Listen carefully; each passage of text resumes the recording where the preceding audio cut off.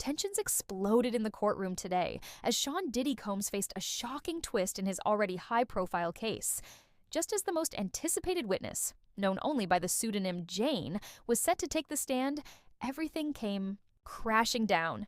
Her testimony, which insiders claim could devastate Diddy's entire defense, was suddenly and mysteriously delayed. Diddy didn't take it quietly. He erupted, visibly shaken, shouting in court. He was caught off guard by what many are now calling a deliberate interference. The question on everyone's mind: who is behind it? Why is Jane being held back? And what exactly is so dangerous about her testimony that someone might want it buried? Jane's own text messages, presented in court, suggested she willingly took part in Combs's private life. This included intimate interactions with the rapper and some of his associates, complicating her role as a potential victim.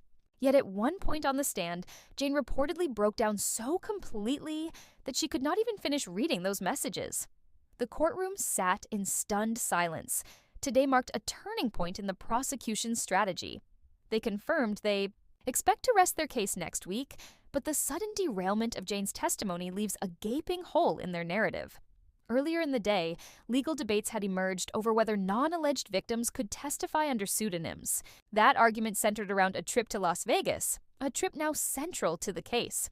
After the lunch break, Jane returned to the stand and spoke about an alleged violent incident in June 2024. She admitted that she had initiated violence with Diddy, resulting in a black eye and bruising to her face.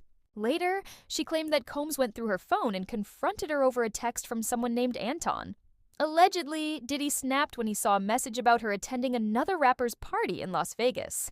From the moment Jane's name appeared in court documents, everything about this trial changed. Until that point, the proceedings against Diddy had been riddled with tension, surprise allegations, and media frenzy.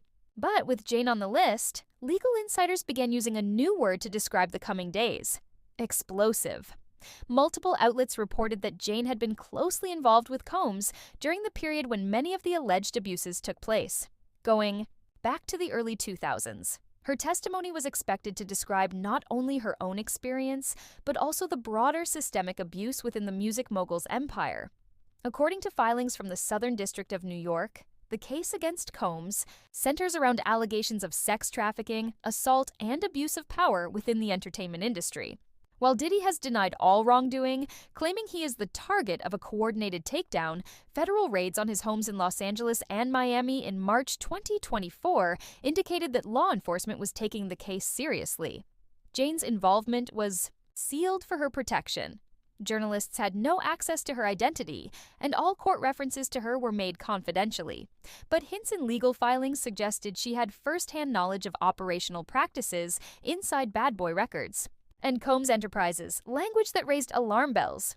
This wasn't just about mismanagement or bad behavior. It hinted at coordinated efforts to cover up misconduct or manipulate legal outcomes. By week 5 of the trial, anticipation around Jane's testimony reached fever pitch. Media vans lined the courthouse. Social media buzzed, but instead of the anticipated fireworks, a mysterious silence overtook the courtroom. The judge abruptly declared that Jane's situation had been unexpectedly compromised by third-party complications. No further explanation was given. Court sketch artist noted Diddy's stunned reaction. He reportedly stood up, slammed his hand on the table, and exchanged heated words with his lawyers. Gone was the calm, confident mogul from day one. In his place stood a man visibly unraveling.